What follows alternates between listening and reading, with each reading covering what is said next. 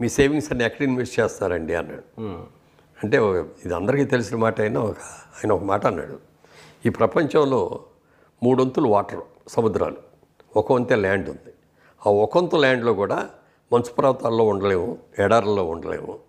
So living ఇది ఉన్నది చూసుకుంటే 20% కూడా ఉండదు, 15% ఉంటుంది భూమి. ఓకే. జనాభా విపరీతంగా పెరుగుతున్నారు సంవత్సరానికి ప్రపంచం మొత్తం మీద.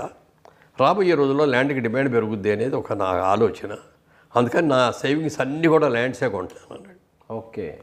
చెప్పగానే చాలా కన్విన్స్ అయ్యాను నేను.